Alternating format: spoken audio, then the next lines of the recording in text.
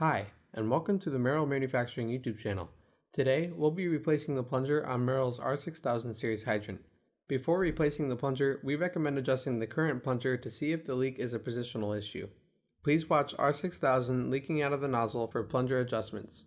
For this replacement, you'll need two 9/16 open-end wrenches, a 3/4 open-end wrench, an 1¼ wrench or adjustable wrench, a vice grip, a non-petroleum-based lubricant, silicone, to lubricate the plunger, and something to hold water.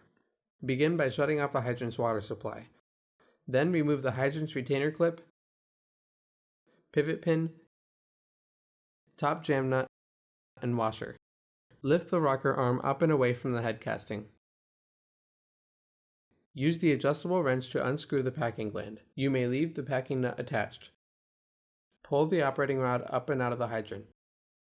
With the guts removed from the hydrant, turn on the water supply for a couple seconds to flush out any debris that could be caught in or around the valve body. To begin the plunger replacement process, secure the operating rod using a table vise, vice grip, or something that will allow the removal of the plunger.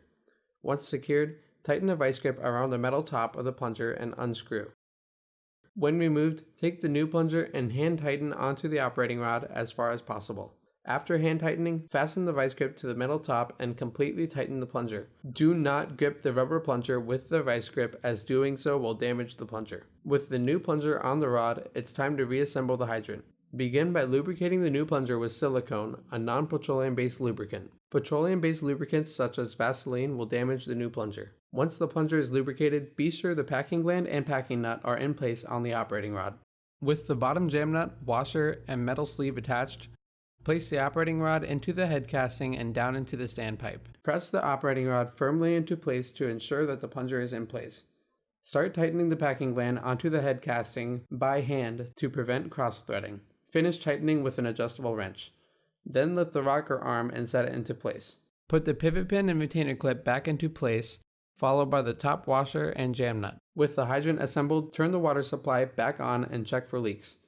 If there is a nozzle leak, shut off the water and lower the plunger by raising the jam nuts to a slightly higher position. With the leaking issue cured, make sure the hydrant is draining correctly. This is done by filling a container with water using the hydrant. Place the nozzle of the water into the container and fill until the water level is above the nozzle.